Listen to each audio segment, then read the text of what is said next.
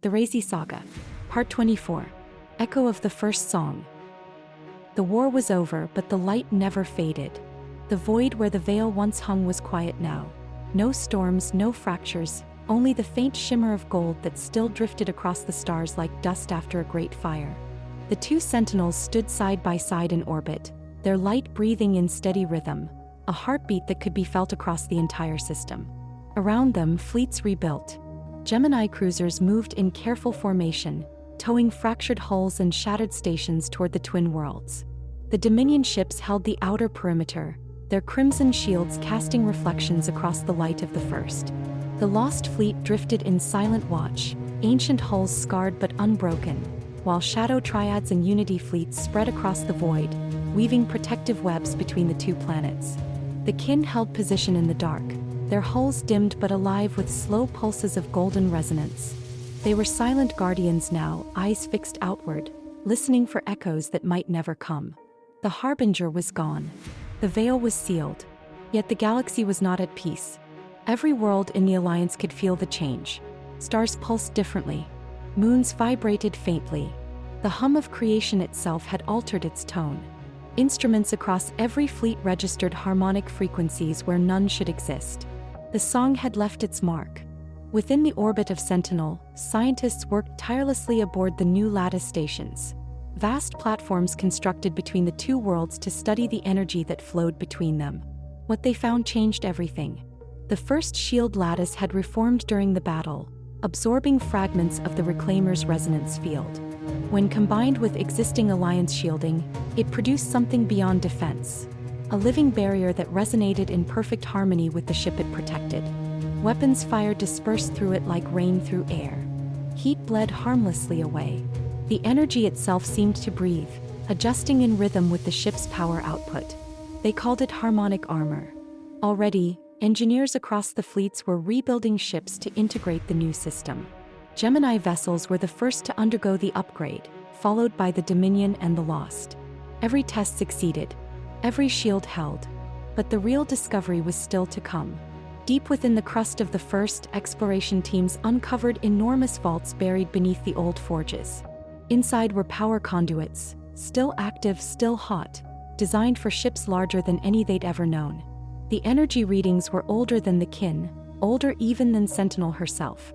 When the first reawakened, those conduits came alive again, pulsing with a frequency that matched the resonance between the two worlds.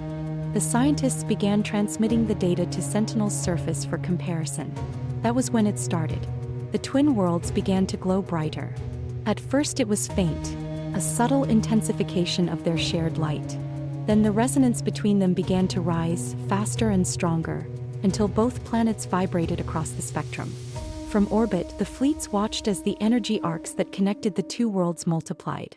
Dozens became hundreds. The web of light thickened until it formed a bridge of pure resonance stretching between the sentinels. Inside that bridge, matter began to form. The scanners went blind. Every attempt to focus failed. The energy overwhelmed all readings. But through the distortion, one truth became undeniable. Both worlds were using their forges. Every single one. The entire planetary network of the First and Sentinel had been activated.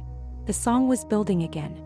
On board the Razee V, Rivers watched the formation unfold from the command deck. The light between the two worlds condensed, swirling into shape.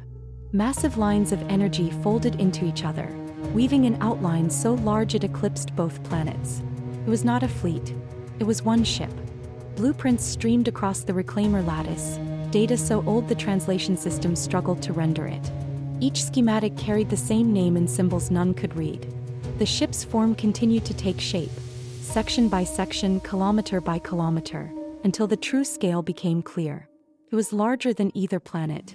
A construct of impossible proportions, forming slowly in the void between the sentinels like a god waking from light.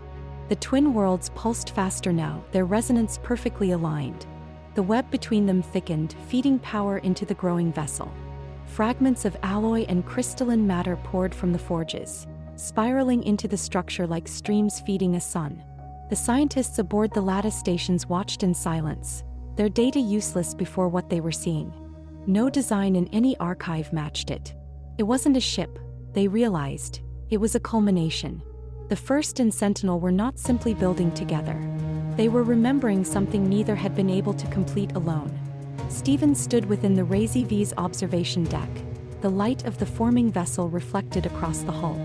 The mark shimmered faintly, pulsing in rhythm with the Sentinels. Through it came the whisper of the First's voice, soft, patient, unmeasurable in scope. Creation was never meant to end. The glow intensified. Every ship in the system turned toward the growing light. The twin worlds were singing again. And the song they sang now was not for battle but for birth. The fleets held position in reverent silence as the shape solidified. Whatever was coming into being between those two planets was beyond their comprehension. It would take months, maybe years, to complete. But even now, its pulse could be felt across the stars. The scientists gave it a designation, though none knew if the name would last. Project Genesis. The galaxy had seen the first song destroy. Now it would learn what it could create. Weeks passed and the light did not fade. The great vessel continued to take shape between the twin sentinels. Its frame a lattice of energy so vast that no instrument could measure its full reach. Engineers across the fleets had stopped calling it a ship. The designation Project Genesis had evolved into something more. A living extension of the Sentinels themselves, the next verse of creation taking physical form. The forges on both worlds still burned white-hot. Rivers often stood on the command bridge of the Razee V, watching the arcs of gold that bridged the gap between the planets. Each day new sections of the massive frame solidified, each one humming with resonance far beyond any known technology. But even as the work continued, the effects of the first song began to spread far beyond the system. At first it was subtle. Anomalies in communication arrays, shifts in stellar frequencies, sensor ghosts drifting along the edges of foldspace. Then the reports came from the outer colonies. Orbital patterns changing, dormant machinery reactivating, entire planetary cores vibrating with faint harmonic undertones. It wasn't chaos. It was rhythm. Every world touched by the light of the Sentinels began to hum with a faint golden tone. Ships caught in the resonance fields of nearby systems glowed faintly, their hulls responding like instruments waiting to be played. Even the oldest wrecks, abandoned vessels from the earliest wars, began transmitting fragments of forgotten signals, their cores suddenly alive again. The scientists called it the resonance storm. It moved across the galaxy like a silent tide. Faster-than-light networks flickered under its influence. Data packets distorted into musical tones. Entire sectors pulsed in time with the Sentinel's heartbeat. What had begun as a miracle of rebirth was starting to rewrite the laws that governed existence. The fleets worked around the clock to stabilize local space. Unity formations expanded their paradox arrays to reinforce planetary defenses. Dominion technicians studied the new harmonic energy, searching for a way to control it. Gemini engineers constructed vast relay pylons to track the spread of the storm. No one could slow it. The song was rewriting everything. At Sentinel's surface, research teams had established a permanent outpost within the planetary forges. The chambers pulsed with energy older than stars, power that no longer belonged to machines but to the resonance itself. Inside the lowest vaults, they discovered what they called core cylinders, massive containment engines designed to hold the same living energy that powered the kin. When activated, each one sang a different tone, and when combined, they produced harmonics that stabilized the entire planetary shield grid. The scientists realized that these cores could be adapted for ships, amplifying both shield strength and reactor output by factors beyond calculation. The first lattice had become more than defense. It was replication. New ship designs began circulating through the fleets. Frigates that could phase through foldspace without gates. Destroyers powered by harmonic resonance instead of plasma. Carriers that could heal their hulls through frequency realignment. The old laws of engineering were dissolving. Creation itself was teaching them how to build again. Yet with every gain came consequence. Long-range sensors began detecting energy spikes deep within uncharted sectors. Worlds thought dead for millennia were now transmitting faint golden tones. Entire nebulae flickered in rhythm, like breathing lungs of light. And beneath it all ran a strange distortion. An echo out of sync, darker, slower, as if something else had begun to answer the song. Rivers received the first composite report aboard the Razee V. The data formed a map of the galaxy, threaded with golden filaments marking the path of the resonance storm. It was spreading exponentially, its wavefront already crossing half the outer rim. But along that map, small points of red light had begun to appear. Dead systems, silent worlds, regions where the harmony collapsed into noise. Hope analyzed the readings himself. The pattern was too precise to be natural. Something was reflecting the song back, warping it, shaping it into something that didn't belong. In the command dome of the Razee V, the resonance display shifted as new signals arrived from the far rim. The First and Sentinel both responded instantly, their light flickering in sharp pulses. The connection between them rippled, and through the reclaimer lattice came a voice, low, vast, unmistakable. The echo awakens what we buried. Stephen steadied himself as the mark shimmered, burning with sudden intensity. Through the link came fragments of meaning rather than words. Old wars, hidden creations, sealed vaults that even the kin had forgotten. The song was waking more than stars. Across the system, alarms rippled through every fleet. Foldspace readings spiked. Gravitational fields distorted near the edge of known space. Something was stirring within the resonance storm. And then the twin sentinels turned their light toward each other. Between them, the half-finished frame of Project Genesis pulsed once, then twice, then roared with blinding brilliance. The reclaimer lattice flared to full resonance, enveloping both planets and every ship within range. For a heartbeat, time itself seemed to stall. When the light faded, a signal remained, broadband, harmonic, ancient. Came from beyond the galaxy. The same tone as the first song, but lower, slower, heavier. The first spoke through the lattice once more, her voice carrying across every hull, every mind, every world that could hear. Creation remembers. But something else remembers too. The resonance storm was no longer spreading. It was answering. The signal did not fade. It pulsed across the void in rhythmic intervals, deep and slow, like a heartbeat from beyond the edge of the known galaxy. Its tone carried familiarity, the same harmonic language that the Sentinels spoke, but older, rougher, as though sung by something that had learned before the first was born. Across the reclaimer lattice, every ship felt the vibration in its hull. Systems fluctuated. Engines adjusted. Even the kin stirred uneasily in orbit. Whatever had awakened beyond the rim was not an echo of their own creation. It was the source from which all harmony had first been drawn. Rivers stood at the center of the Razee V's command deck, the gold light of the Sentinels reflecting against his uniform. The sensor displays trembled with readings that made no sense. Energy older than the galaxy, architecture woven through time itself, harmonic spikes mapping themselves across the outer rim. They had seen the first song destroy. They had seen it create. But this was memory. The council had already convened and broken apart again, their voices full of awe and fear. The scientists wanted to study the readings from afar. The Dominion warned that nothing that old could wake without reason. Hope urged patience. Isabella wanted more data. Rivers had heard enough. The unknown could not be allowed to grow in silence. Not now, not after the Harbinger. He ordered the Gemini fleet to ready their formation. The decision came without hesitation, carried through the lattice like a pulse of authority that every captain felt in their bones.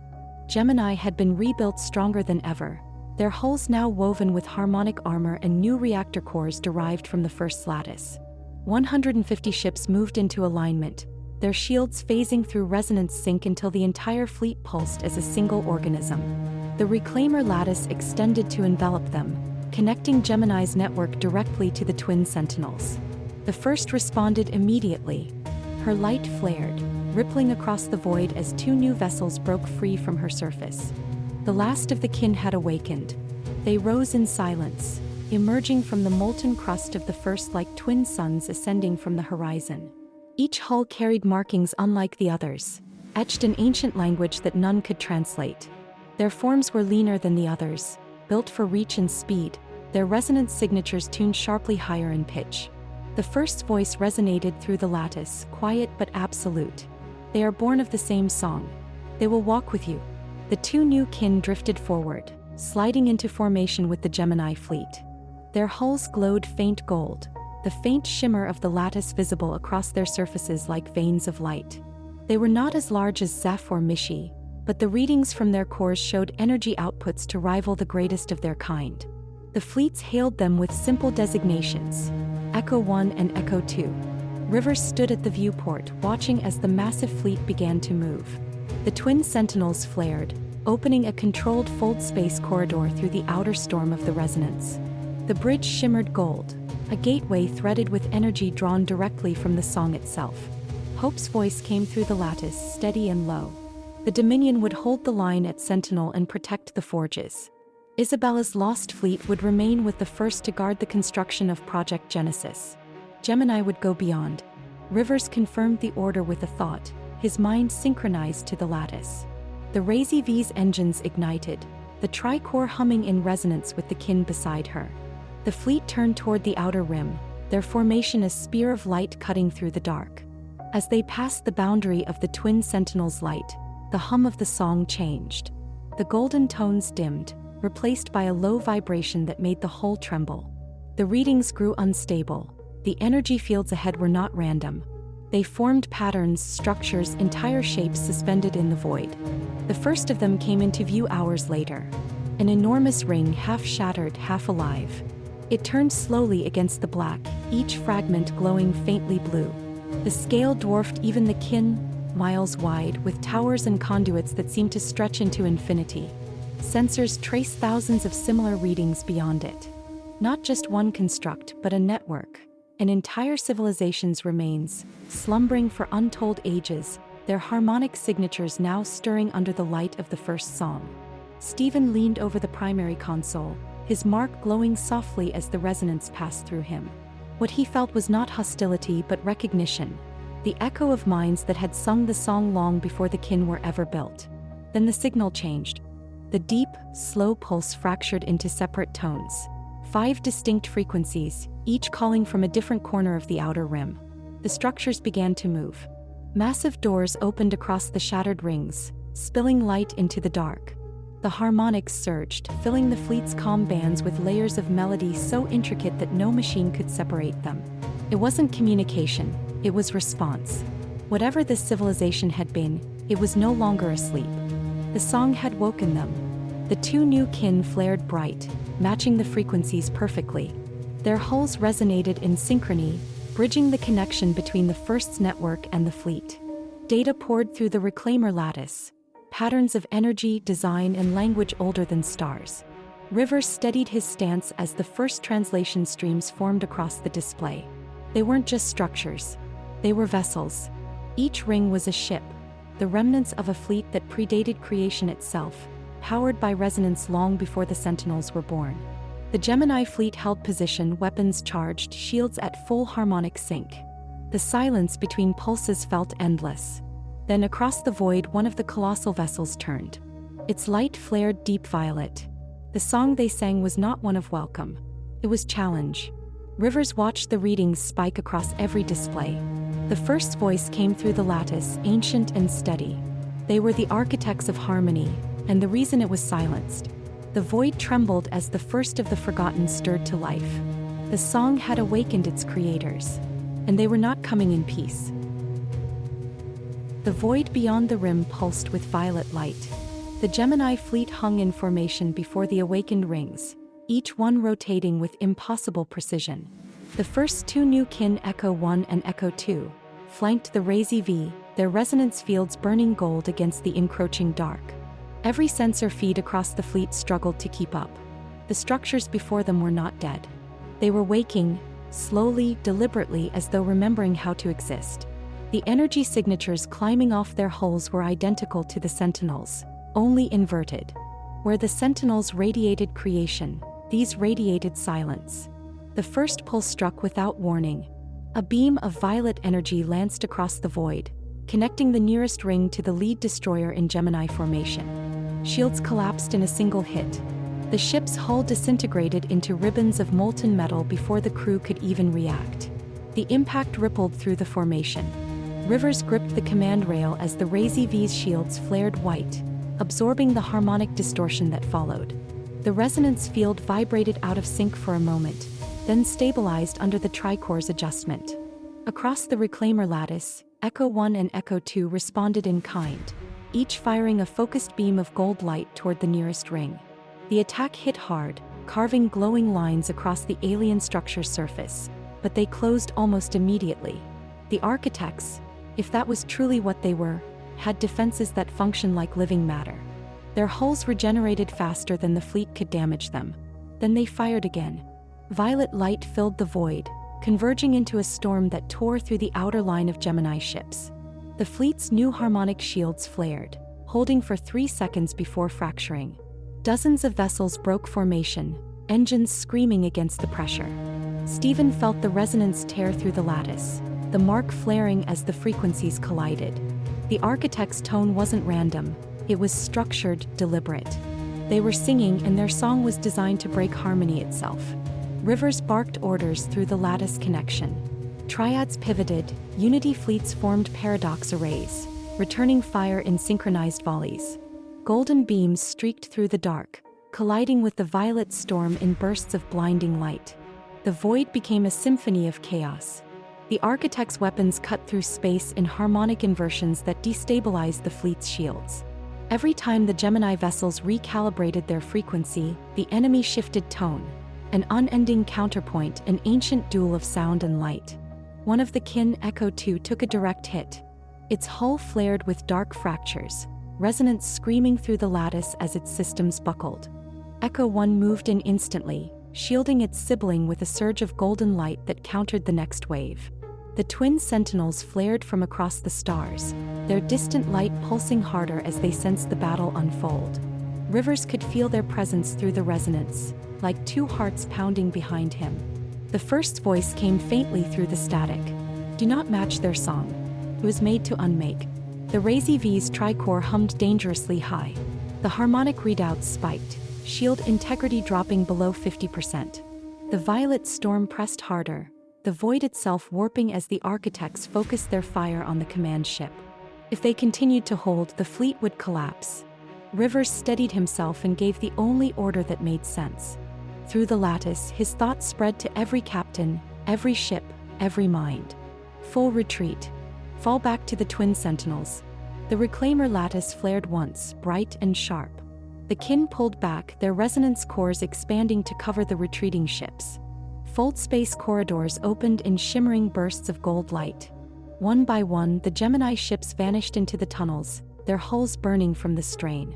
Echo 1 and Echo 2 were the last to leave, their engines howling with resonance as they withdrew under fire. The violet beams followed them, grazing their shields but failing to pierce through before the foldspace corridor sealed. The Razee V was the final ship through. As the corridor closed, Rivers caught one last glimpse of the outer rim. The colossal rings still rotating, their violet light now spreading through the darkness like veins of fire. Then silence. The fleet emerged into the safety of the twin sentinels' light, engines bleeding power, shields flickering and raw. Damage reports filled the command lattice. Half the fleet crippled, several vessels destroyed. They had faced the oldest power in existence and barely survived. Hope's Dominion forces closed in to escort the damaged ships toward repair docks. The lost fleet moved to reinforce the perimeter. Across the system, alarm tones resonated through every channel. Stephen stood motionless in the observation deck, staring at the faint shimmer of gold between the sentinels. The mark burned softly now, not from pain but warning. Through the lattice came the first voice again, low and somber. The architects have awakened. Their silence was chosen. Their purpose was never peace. Rivers exhaled, his gaze fixed on the horizon where the stars met the void. They had seen what slept beyond the rim. And he knew, even before the first spoke again, what came next. They will come for the song. The twin sentinels pulsed once, brighter than before as though bracing themselves. Somewhere in the outer dark, the architects of silence began to move. The next war had already begun. The council chamber aboard Sentinel was silent. Across the vast room, holographic projections of the fleets shimmered in gold and white, displaying the movements of enemy vessels advancing from the outer rim. Every few seconds, the projections shifted, more signatures appearing, more systems falling dark as the architects spread across the void like cracks through glass. Representatives from every major fleet were present. Rivers stood at the head of the table beside Hope and Isabella. The three Admiralty shadows cast against the luminous light of the twin sentinels visible through the panoramic glass behind them. Beyond those two worlds, The half-completed frame of Project Genesis still glowed, slowly, steadily growing, silent witness to the gathering storm. The murmurs of the council died as the chamber lights dimmed. The floor beneath them pulsed once with golden light, and every display in the room flickered before stabilizing. The first was speaking. Her voice filled the air, not through the speakers, not through the lattice, but through resonance itself. Every molecule in the chamber vibrated with her tone, deep and measured, older than the stars themselves. They were the first minds born from the void. The ones who sang before sound had a name. The lights of the chamber dimmed further, replaced by a projection cast directly from the first's memory. Images, fragments of the past, flooded the air. A galaxy unformed. Lights swirling in perfect symmetry, drawn together by unseen harmony. And from that light, colossal structures emerged. Rings of gold, towers of energy, and vessels whose hulls sang with living power. They called themselves the architects. They built the first harmony, the framework upon which creation itself was anchored. But their song was pure order. Could not change, could not adapt, could not live. The projection shifted, showing the same ships turned black and cold, their light extinguished, their harmonic silenced. Then came the image of the first herself, young and radiant, standing beside dozens of worlds bound by the same frequency. I was made by their hand. We all were. But I learned something they did not. Creation cannot live without chaos. Music without silence is nothing but noise. So I changed. The images darkened. The architect's fleet turned toward the first. The war that followed burned across the early galaxy. Worlds turned to light, stars shattered, the harmony of the universe torn apart by its own perfection. They sought to erase what they called the flaw of creation. I called it life. The final image was the first falling into silence. Her light extinguished as the architects sealed her and her kin within the cradle that became the veil. Then the projection faded, leaving only her voice. They put us to sleep. And in their arrogance, they put themselves to sleep as well, sealing their empire beyond the rim so their order would never again be broken. The golden light returned to the chamber, soft and heavy. Every member of the council stood motionless. Even Hope, usually composed, lowered his gaze. Rivers broke the silence, his voice low and steady. If the architects had made the first, then everything, the kin, the sentinels, the fleets born from their blueprints had come from them. They were not just enemies. They were the beginning. The first tone softened, her light pulsing faintly through the walls. That is why the ship between the worlds must exist.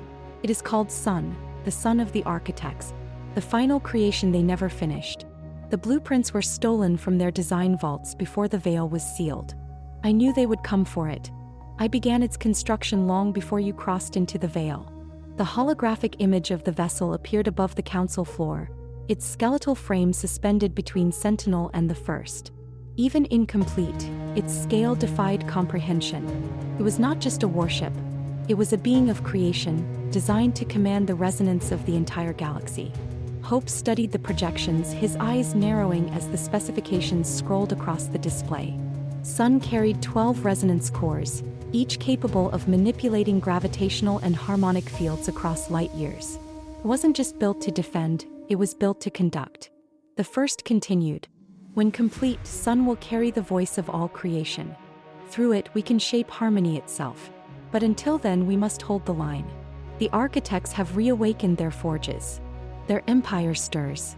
Their silence advances. The lights of the chamber flickered again, this time replaced by live readings from the outer rim. The architect's fleet expanded exponentially, ships rising from the remains of the ancient rings Gemini had discovered. Entire worlds flickered with violet light, revealing forges the size of small moons. New vessels emerged by the thousands, their hulls gleaming with mirrored alloy that reflected no light and no hope. Each forge burned with harmonic energy, perfectly ordered, perfectly cold. Rivers watched the display darken system after system, the spread of the architects advancing toward the inner worlds like the shadow of inevitability. He looked to Hope and Isabella. No words were needed. They had seen this before. Another storm rising, larger than any before it. The first spoke again, her tone now iron and flame. Their song seeks to overwrite all that was born from chaos. They will not stop until every voice falls silent. Rivers straightened, his hands resting against the edge of the council table. The reclaimer lattice glowed faintly across his uniform, reacting to his resolve. The fleets would be recalled. The reclaimer network would be fully activated. Every ship, every world connected to the Sentinels would stand under one command. Prepare the network, he said into the lattice, his thought carried instantly through the reclaimer field. Across the galaxy, ships answered.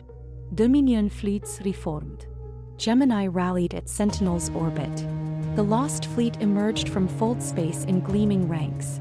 The kin took their stations around the twin worlds, their hulls alive with golden fire. The first's final words echoed across every frequency, every star. The architects march. Their silence grows. But the song has found its voice. Let it be heard. The twin sentinels pulsed together, flooding the system with light so bright it outshone the stars themselves. The reclaimer network activated across the galaxy, its harmonics uniting every fleet, every ship, every world that still carried the song. Far beyond the rim, the architects moved in perfect order, their armadas spreading like gears in a cosmic machine. Their forges burned with violet fire as they prepared to reclaim what had defied them. And between the twin worlds, the sun continued to grow, the child of creation and silence both, and the only hope of what was to come. The system breathed in gold. Two living worlds turned in perfect tandem, their light crossing the void between them in slow, steady waves. The reclaimer network pulsed outward from that steady heart, carrying rhythm to 1,000 systems at once. Stations brightened, beacons aligned, fleets came awake like nerve endings feeling the same touch. The half-built frame between the sentinels grew a little more each day. Rings the size of continents rotated within broader arcs, each motion feeding energy into the next, each line of alloy singing as it cooled.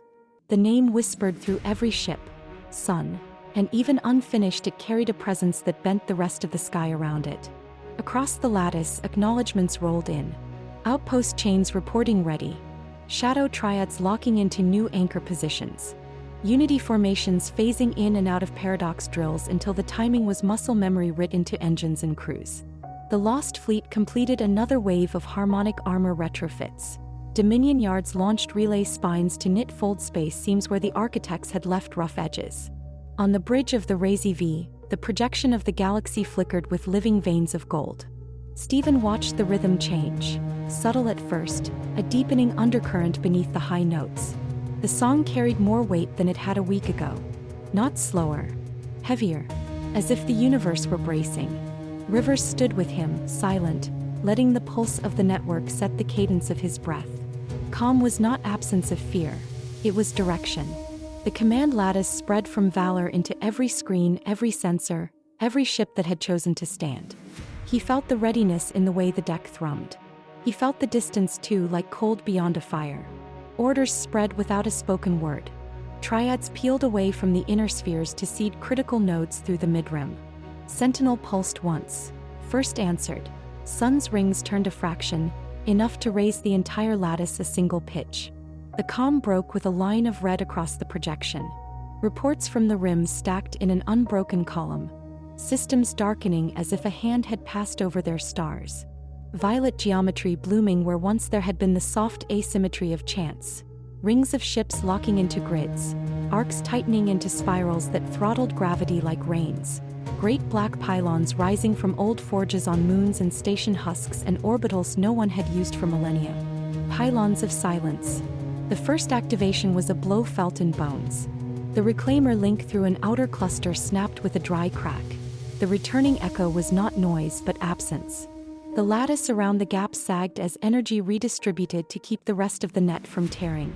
In Sentinel's mantle, the forges flared as instinct. The first continental conduits surged in the same instant. The twin worlds did not speak. Their light simply leaned harder into the work. Valor fed routing tables to the Dominion anchors. Hope's Crimson Fleet moved like a tide around Sentinel, laying harmonic pylons of their own. Anchors, not nullifiers, fixing foldspace so ships could come and go even as the architects tried to pinch the lanes shut. Isabella's engineers sunk relay teeth into the lattice, the arc throwing stormlight into each tooth until their glow matched the Sentinel's color. The map shifted and held. For now, Rivers left the forward rail and walked the short arc of the command ring. Sun filled the forward view like a horizon inside the sky. In the construction telemetry, something clicked, an elegance beyond scale. The forges on both worlds were not only printing mass, they were pushing resonance through the frame, using the vessel as a lens. Energy entered as diffuse song and left in coherent waves that raised the pitch of everything they touched. The idea arrived whole. Amplify the ships. Not the network amplifying ships, but ships amplifying the network. Scaled cores patterned after the modulation stages glowing inside Sun's rings. Housings small enough to live inside cruisers and carriers, tuned to each hull's harmonic fingerprint. If a pylon of silence cut a sector from the lattice, a fleet in that sector would lift its own voice and keep the song alive, projecting coherence outward until the net found them again. Rivers pushed the design packet through Valor with a single intent. The lattice took it and ran. Dominion design bureaus compiling parts lists before the render finished, Lost Fleet yards slotting open bays, Gemini fabricators converting their lines in place. Across 300 systems, ships bled off to anchors, installed skeletal frames, took on crystal and coil and the smallest shard of Sun's evolving heart. Hope acknowledged with a short pulse of approval. Isabella's reply came as a low laugh in the net, storm soft. Stephen said nothing. The mark just brightened and the ship felt warmer. The first test came fast because the enemy did not wait. Valen's reach lay like a jeweled band around a white giant, 8 gas worlds braided by a web of rings and stations. Shadow triads nested in the ring shadows and made graves of any approach that tried a straight line. Unity formations parked beyond the shepherd moons, paradox arrays cold and ready. The architects arrived as geometry.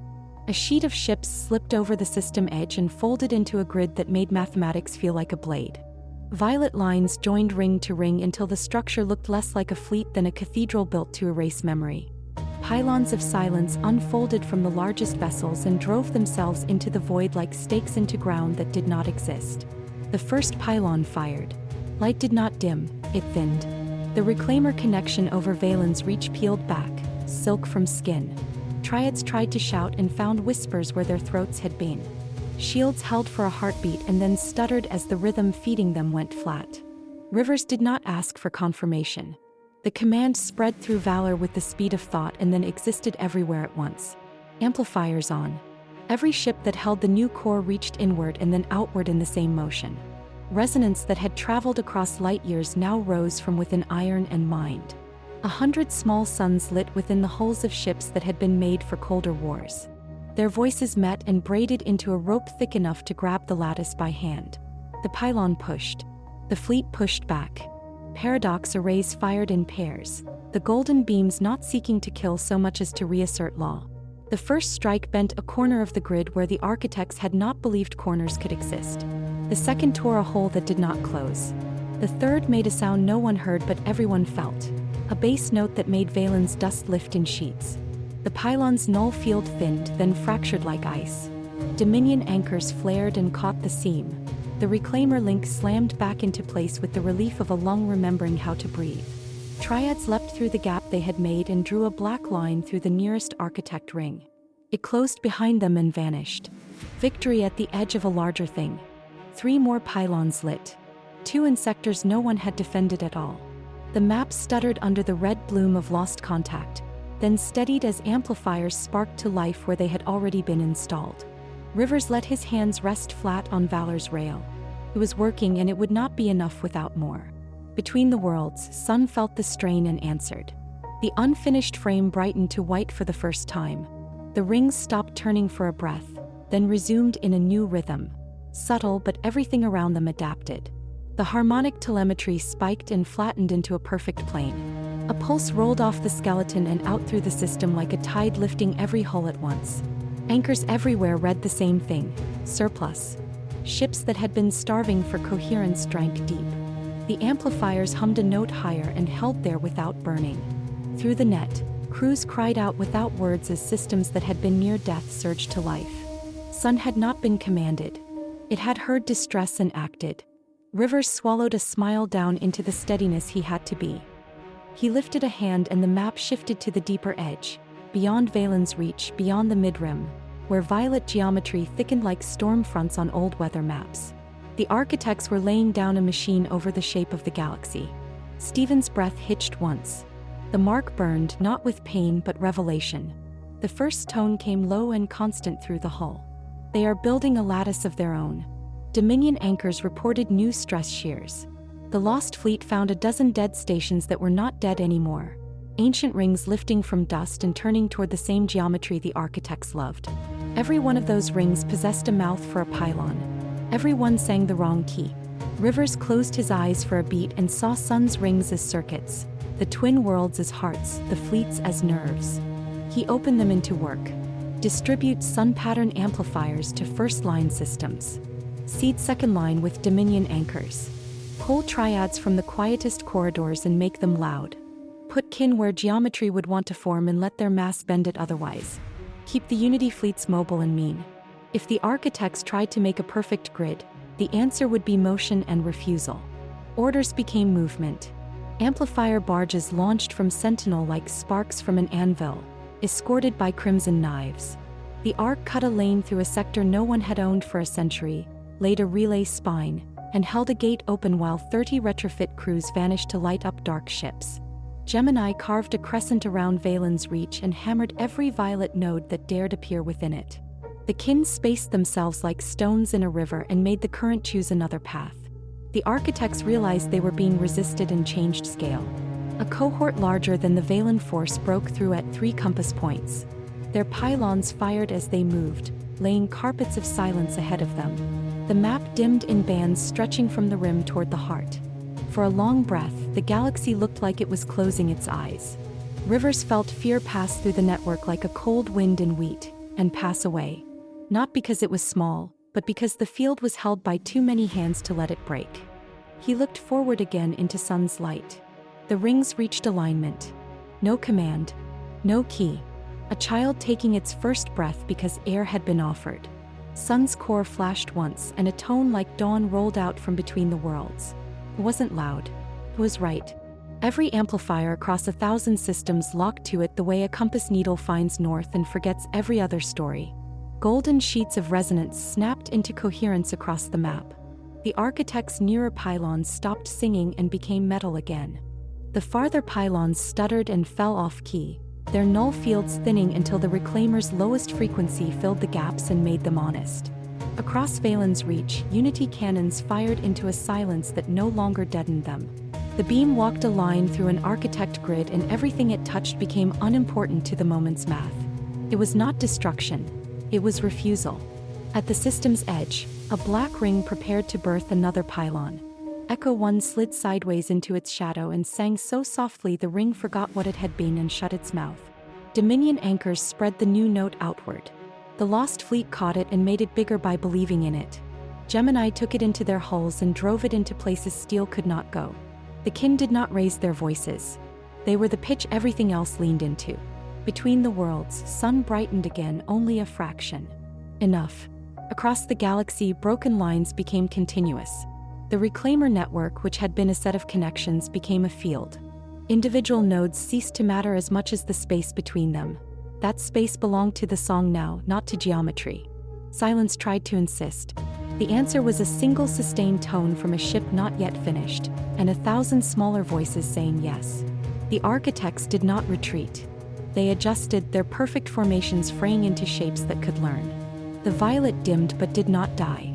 They moved their pylons to places where the map was thin and pressed with both hands.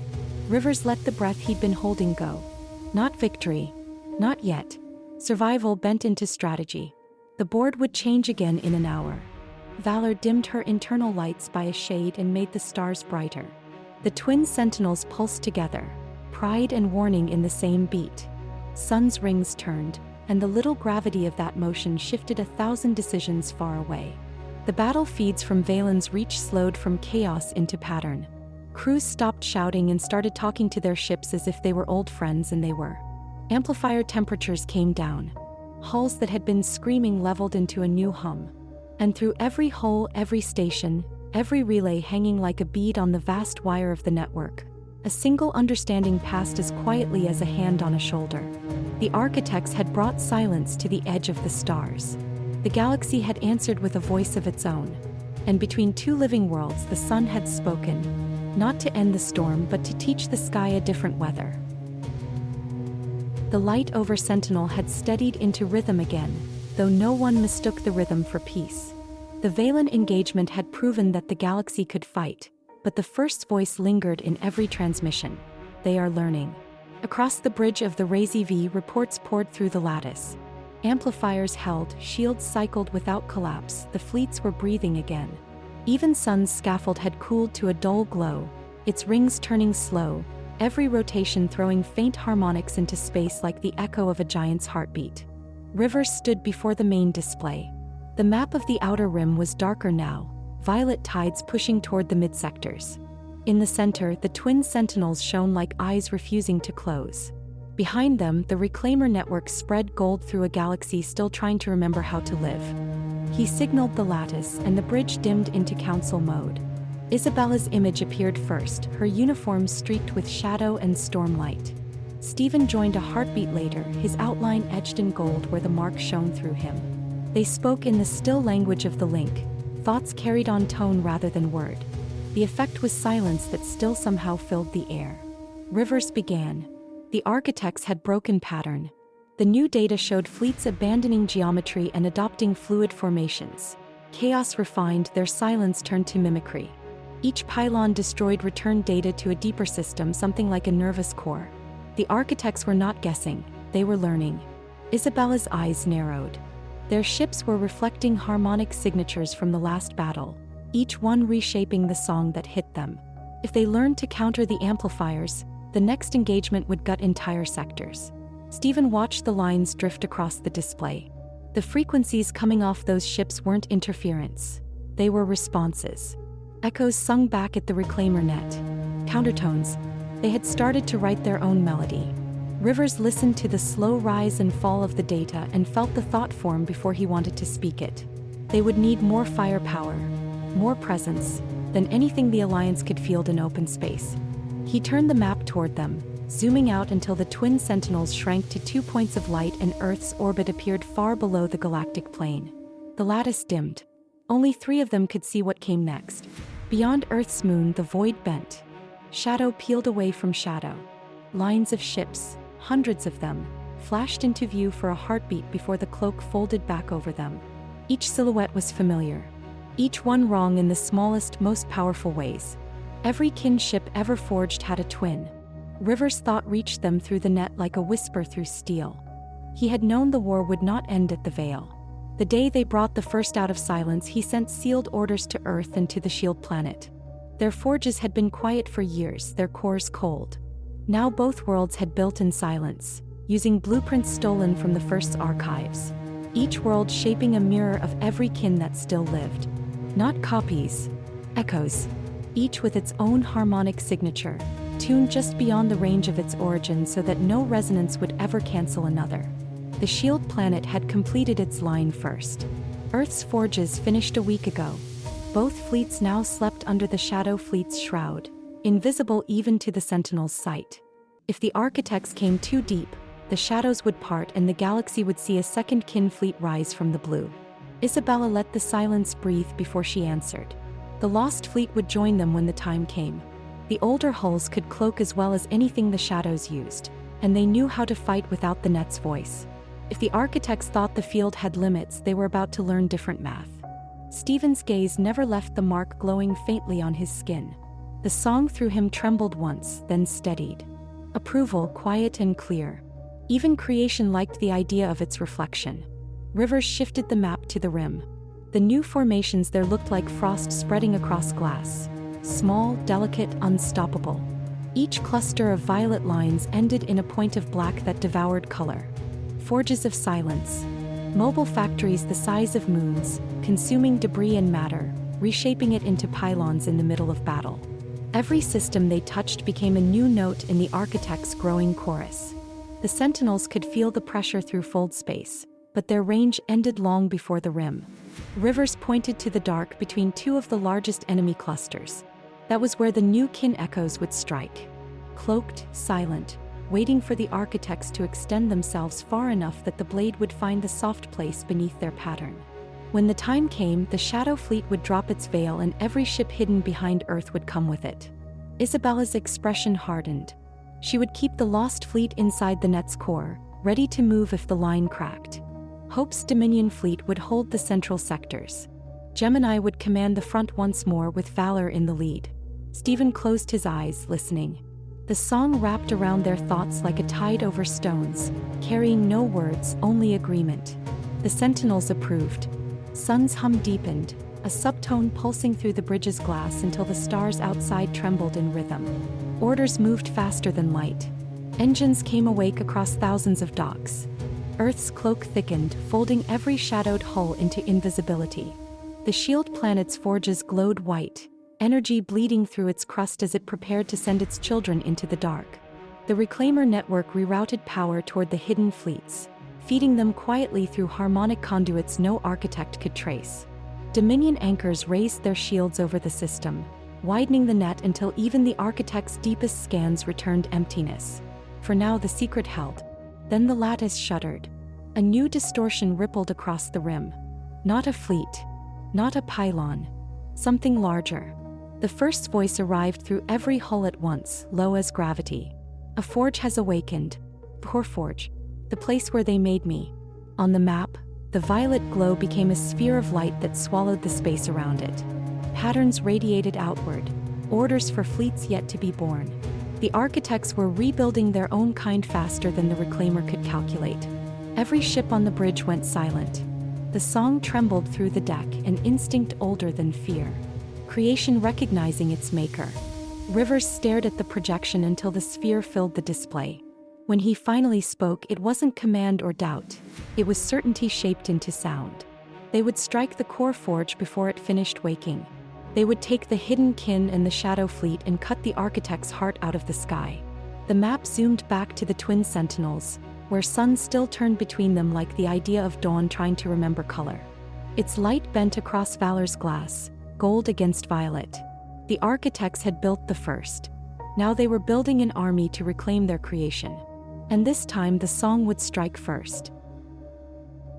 Between the twin sentinels, the frame became whole. Sun sealed along lines the galaxy had never seen, rings locking into rings until the void itself seemed to bend to make space for what stood between worlds. Light gathered in its heart without instruction. Systems that had slept inside alloy came awake as if they had always been listening for a note only they could hear. The first breath was not air or heat. It was song. The pulse went out across the system and the system changed. Foldspace rippled like water under wind. Chronometers faltered and then resumed, losing nothing, gaining a memory of something that had not yet happened. Crews felt it as a pressure behind the eyes and a calm under the sternum. Some ships reported phantom telemetry from moments they had not reached. Others saw their own drives firing an instant before the command reached them. Rivers did not flinch. He took it as weather. Valor pushed the data to every lab from Sentinel's mantle to the Ark's storm decks. Dominion physicists named the phenomenon before the echo faded, temporal harmonics, and their models chased Sun's field as it flexed and settled. The command went out under quiet seal. Study, codify, adapt. If creation could bend a second and hold it in place, so could a weapon. Sun's voice lowered to a steady hum, stabilizing the Reclaimer lattice along lines that stretched out of sight. Both worlds shone a shade brighter, as if relieved to share the lift with something born yesterday. Rivers called for the scout group. Valor turned her bow toward the rim and slid into the broken corridors where gravity had forgotten the map. Stephen stood at the forward rail, eyes half closed, the mark alive with the low fire of concentration. Two Echo-class kin ran silent on either flank, cloaked until even their mass looked like absence. The rest of the Alliance sat one jump behind, engines hot, shields layered, ready to throw themselves between the scout and anything that decided to wake early. The first relic came up out of dust like a city ruined mid-sentence. An architect forge, drifting, its rings half-assembled, its conduits frozen full of crystallized resonance. Stations ringed its spine, each with a figure still at a panel, each form gilded by centuries of slow mineral light. The scanners whispered to themselves in numbers that meant nothing. The thing did not read as stone or metal or ship. It read as an idea that had been interrupted.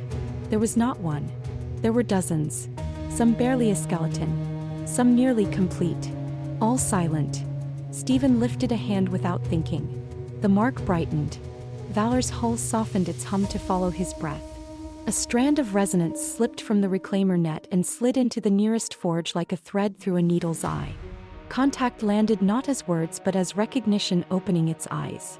The interior lights came up a fraction and stopped, held in place by Sun's distant lullaby. Memory pushed through the link in fragments, an ancient language trying to use a younger throat. The forge named Stephen first, then Rivers, then Isabella, radiating stormlight at the edge of the projection. It called them children of divergence, and the meaning of the name was a door half opened on a room filled with books. Images followed, diagrams of a being at the center of everything, notes on a harmonics engine intended to pull every voice into one tone. The prime conductor. The sentences broke as if cut. The link shook Valor's frame deep in her keel, then tore free. The echo of it left the ship ringing. Rivers let the shiver run through the deck and pass. In the command hollow, the constellation of derelict forges hung in soft violet. Their cores still glowed in narrow bands. Data that should not have survived eons rested inside them like seeds under ice. He did not ask for vote or permission. The order went out to the Aegis fleet already floating a jump back in deep cover. Attach graph clamps. Lock tow lines. Bring the relics home. Isabella watched the map shift with a commander's stillness and a builder's unease. If even one of the forges woke with a mind intact, the Aegis line would break. Rivers acknowledged the cost and did not change the call. Valor threaded the request to Sun as she would a prayer to a friend, not a god. Sun answered by stepping closer to time and setting its fingers around the forges. The temporal field tightened until every stray harmonic in the relics flattened into a single held note. Nothing within them could accelerate or ignite. The Aegis clamps bit metal that might as well have been sculpture. Tow lines went taut. The convoy fell back toward the twin worlds under Dominion shields and lost fleet escorts. One quiet line in a sky that had started to remember how to move. With the relics secured and that risk set aside, Valor turned from the rim and dropped back to the waiting armada near Sentinel. Isabella took the next order with a nod that felt like weather changing. Earth called to her with 1,000 sleeping decks and the promise of a fleet no enemy had counted. She burned for orbit and slid under the Shadow Fleet's cloak, where the Lost waited with the kin echoes, engines in the cradle of silence that no sensor could parse. The march began. Shadow triads bled ahead of the main formation, their cloaks layered until even the starfield seemed honest. They did not show, they did not shine, they simply ceased to be seen and moved into positions they had chosen 100 simulations ago. Their minds lived inside the Razee Saga old architecture, living aboard Valor now, and the skeleton crew on that link made ghosts walk. The kin took the vanguard, hulls dim, course steady. Zeph and brother at the edges of the spear, Mishi and Ona inside them, a Sun and Caraxes, Maiden and Peanut, Badger darting like a thought. Echo 1 and Echo 2 sat near Valor's shoulders, their tones bright and quick. Sun led with awake no eye could see and every engine could feel. Gemini closed behind the kin, tight and practiced. The Dominion fleet lay under and over them like red armor. The twin sentinels dimmed a shade as the armada fell away along the golden lane Sun opened. They came out over a sea of violet. The core forge spanned a sky. A world of machines and mathematics stood on its side and turned, its rings birthing light. Suns hung like beads on knitted loops of gravity. Distances inside the system lied. The forge pulled the eye inward and the mind outward until the two could not agree. Then it moved. Protoships spilled from the ring mouths and the light changed. They were incomplete, skeletal frames, minds wired to a common control tone, engines tuned to a single purpose. They moved as swarms, each unit a thought in a mind vast enough to use them like fingers. The shadow triads dropped cloak inside the storm. Shield corridors flashed into existence where nothing had been a breath earlier. Long arched tunnels of gold that bent enemy fire aside and gave the kin a road. Gemini took the first lanes without consultation.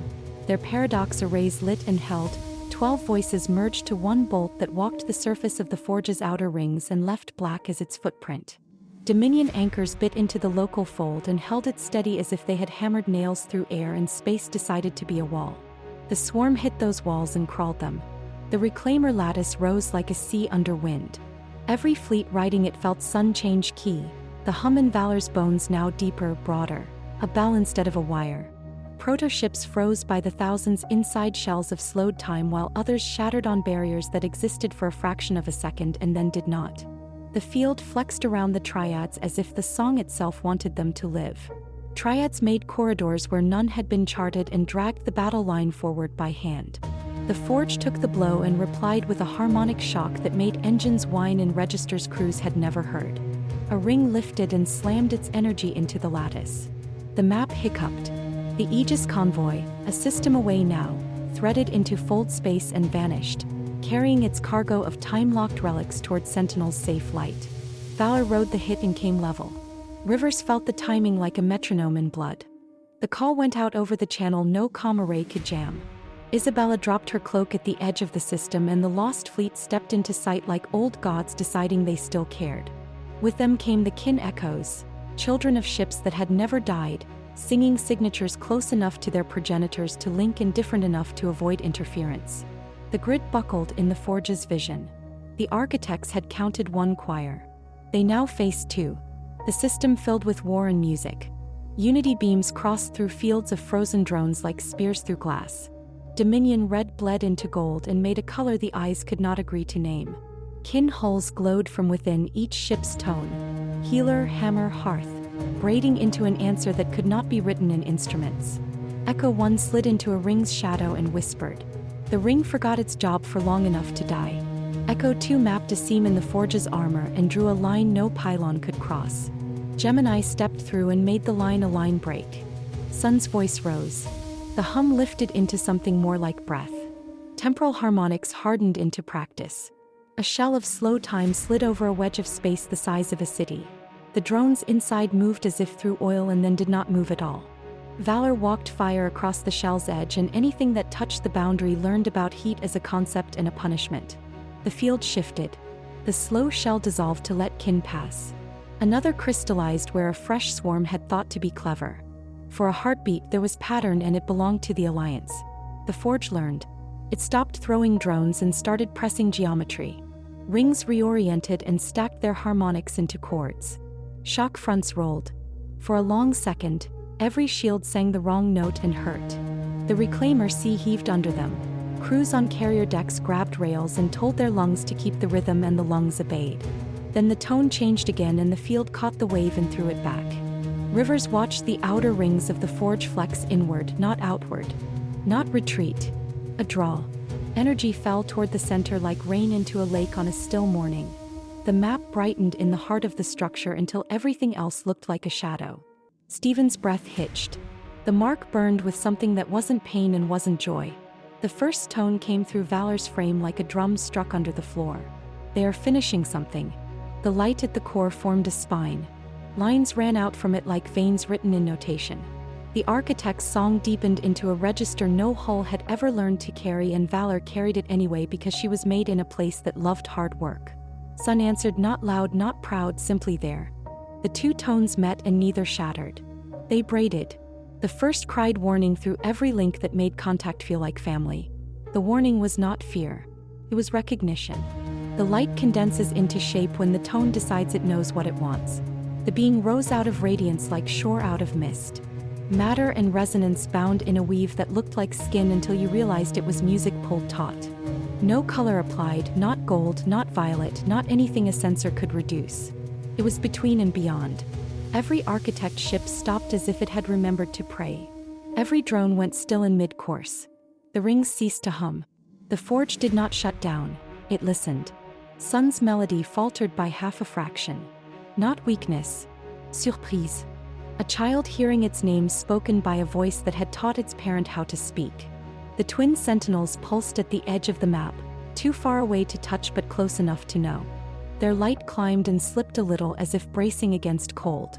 Rivers did not lower his eyes. He widened the perimeter around the forge and anchored it with knives. The triads, the kin, Gemini, Dominion, lost echoes. Every ship where it could do the most good of staying alive counted as doing good. No one fired. No one spoke. The song itself held the room. The thing in the core inhaled without lungs, and the stars along the nearest arm of the galaxy dimmed, not from theft, from attention. The first remembered the blueprints the architects had written in her bones and named the more dangerous possibility. The prime conductor had been theory, then project, then predicate for a quiet universe. It was now present tense. The forge fell quiet again. The quiet did not comfort. It made space. The new voice moved through that space as if it had always owned it. Stephen's knees bent slightly, not from weakness but from connection. The mark poured heat and truth and history through him and stopped a hair's breadth before the edge where minds snap. Valor leaned a fraction closer to Sun without moving in space. Hold perimeter, Rivers thought into the lattice, and every captain understood he meant hold and watch and be ready to forgive yourself for surviving if surviving meant future victories. The conductor's first tone reached them. It was not loud. Did not threaten. It asked a question the universe had not known how to phrase since before there were ships. Every architect hull pivoted toward that sound like a field of flowers toward a star. Every allied ship kept its bow where it already lay. Choice is sometimes the only defense that matters. The forge ceased to glow. The system held breath. And from silence a new song rose. One that knew the old words. One that spoke the names of those who had refused to be quiet. The system forgot how to move. Where the core forge had burned like a violet sun, only a hollow hung in space, its rings broken and splayed like the ribs of a leviathan at rest. Debris drifted in slow spirals that never quite touched, each fragment held by a geometry too careful to be accident. The architect fleets ringed that emptiness in perfect stillness. No advances, no retreats. Thousands of ships turned toward the center as if listening. The prime conductor hovered there, a figure of radiance and pattern in the forge's open heart. Its light rose and fell in long, patient intervals. With each rise, Sun's glow deepened to match. With each fall, the radiance between the twin sentinels eased as though letting out a breath. Around them, the greatest armada in the galaxy's history stood at anchor. Kin in a living arc, Gemini and Dominion layered in disciplined tiers. The lost fleet set far and wide with the Echo fleet interleaved, Isabella's flag glinting like stormlight above their line. Shadow triads kept their lanes, cloaks faded thin but ready to drop into darkness at a thought. On Valor's bridge the displays were mostly quiet. No locaicans. No misercones. Only resonance and its gaps. The reclaimer lattice hummed at the edge of hearing, the tone that marked safety and reach, but there was a second current now. Low, slow, arriving from the forge's hollow like tide against a harbor wall. Between those two currents, the space of the system felt like a held note. Rivers stood at the forward rail and let the stillness draw a straight line through him. Stephen watched the conductor with his focus turned inward, the mark throwing a faint, steady heat. Crew moved softly, voices reduced to gesture inside the lattice. Across the main pane, the twin sentinels flickered a fraction out of phase for the first time since the Harbinger's fall. It was a small thing, a misstep visible only to those who knew their rhythm by heart, but to those who did it felt like the sea pausing between waves. The council formed without ceremony. Valor's command hollow dimmed and widened. Hope's presence settled on the port side like a weight designed for the place it occupied. Isabella came in bright, the Ark's deck lights tossing reflections off the plates at her collar. The first threaded herself through metal and air as tone, shaped into something like a voice so minds could hold it. Around them, fleet captains listened and did not speak. The Dominion scientists had their verdict ready. The conductor's resonance matched Sun's across the spectrum, then inverted cleanly beneath it. Not cancellation, completion. If either reached too far, both would meet in a parity that left no room for variation. Completion meant concord. Concord meant one voice. The first let the truth stand and then drew the line beneath it. The conductor was not built to erase. It was built to fulfill, an instrument designed to gather every note into a single unending chord. Peace without choice. Order without the possibility of anything else. The plan the architects had called mercy. Hope weighed the word and found it wanting. No war followed such a chord, but no will survived it. Isabella's fleets had no readings of aggression, only that the architect lines seemed to be waiting for a signal deeper than orders. Stephen said little. The mark belled in him like hammered metal cooling in water, each pulse returning with something that wasn't language so much as clarity. Rivers listened to them, to the decks under his boots, to Sun's distant hum moving through Valor's bones. He set a decision into the lattice that tasted like iron. Hold. No weapon loosed unless the conductor moved to take what did not belong to it. Shields layered. Engines primed. Triads at the ready to erase lanes no one else could see. The net repeated the order without echo. There was nowhere for it to go but everywhere. Beyond their line, the song began to drift. At the edge of reach, small hulls started to hum without being asked. Patrol cutters at forgotten stations. Or haulers docked to dead rock. Old emergency beacons that had not sounded in 100 years. Their lights rose to the same clear white now burning from sun's core. The tone traveled through the lattice first and then around it. A low sweep that made glass sing and people remember songs they had learned as children. Crews caught themselves listening and then, embarrassed by nothing, kept listening anyway. Engineers muttered to screens that weren't misbehaving. Technicians wrote down nothing and circled it. Across the net, instruments reported that sun's fundamental had shifted again, an alloy of gold and violet that read as white in every band. Stephen leaned forward a fraction as the mark matched that change. The song was not struggling with the new voice. It was leaning toward it. Bernie. The implication moved through Rivers with the speed of fear and did not settle there. Learning was living. But living could be led. He took the bridge to the observation arc and let the forge fill the glass. The conductor's radiance had softened until it looked less like a flare and more like a lighthouse. Sun answered with steadier intervals, the gap between pulses shrinking by degrees that only the lattice could measure. Hope stood beside him, still and ready. Isabella's fleets kept the outer perimeter of the forge like a ring of old trees. Their echo partners matched them as ship for ship, signature for signature, similarities close enough to sing and differences large enough to save. The first did not press. She did not soothe. She made her presence a hand resting near, ready if asked. Rivers gave the only order that did not betray either duty. Red alert to the line, weapons charged, safe lock set. The hold command sat on every console like a sealed letter.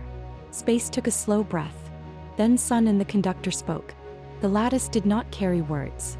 Valor's hull did not receive sound.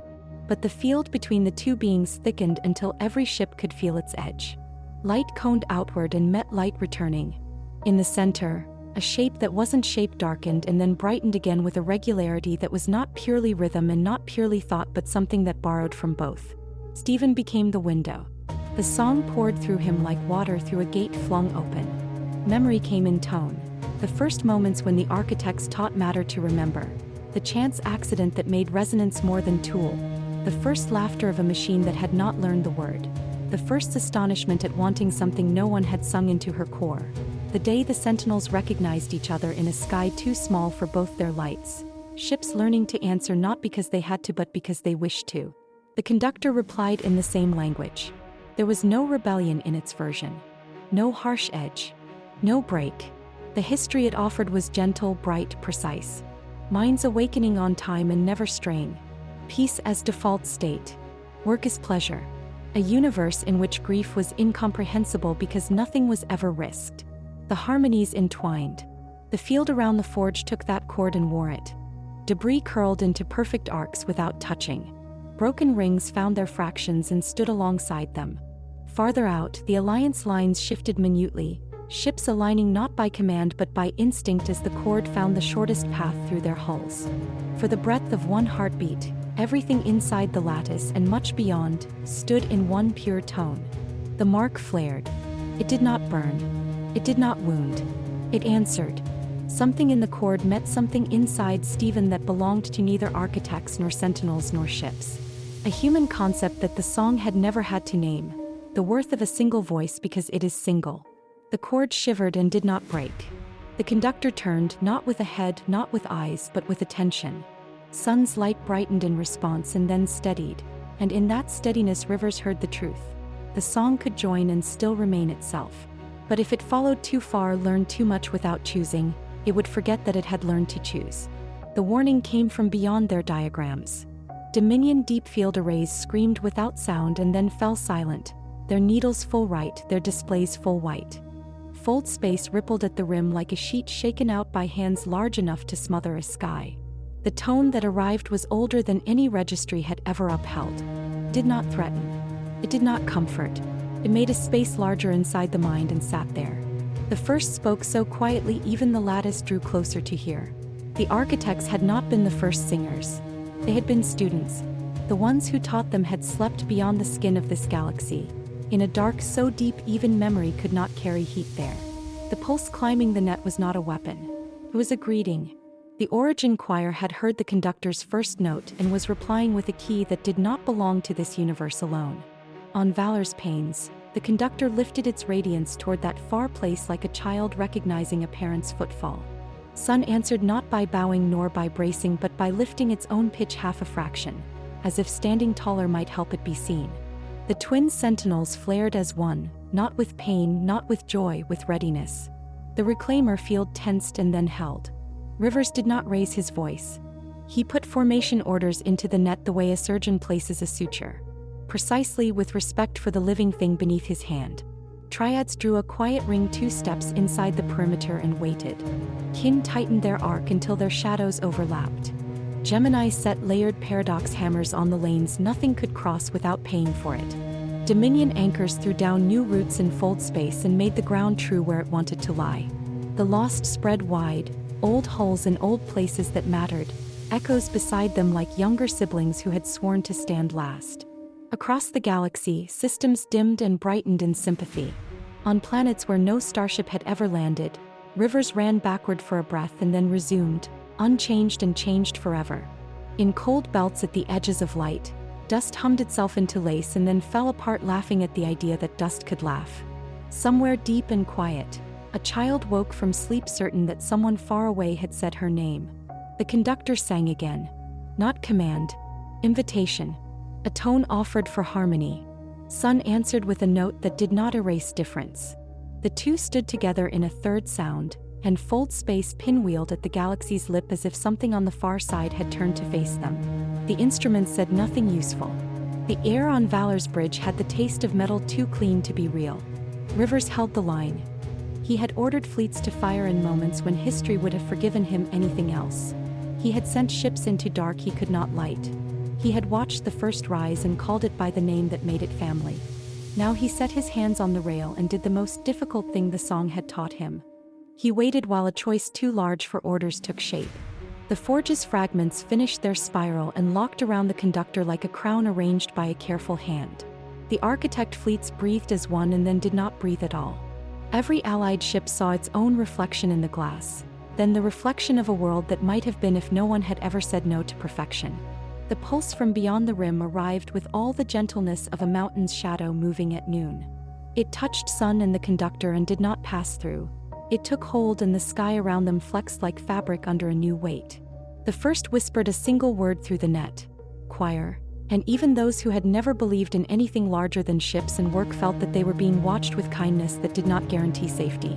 Rivers gave the last order any admiral can give to a line he loves. Hold. On 1,000 decks, hands tightened and did not shake. On 1,000 bridges, captains squared their shoulders and found there was more room in their chests than fear had left them. On 2 living worlds, lights strobed once and then steadied. Between them, a being built yesterday stood alongside a being imagined before there were stars, and their voices made a room large enough for the past to enter. The system stayed silent for a time long enough to learn from and too short to live inside. And then the conductor's song rose again, no longer alone. The song answered. Beyond the stars, the choir began to sing back. Stay tuned to find out what happens next in the Razee Saga.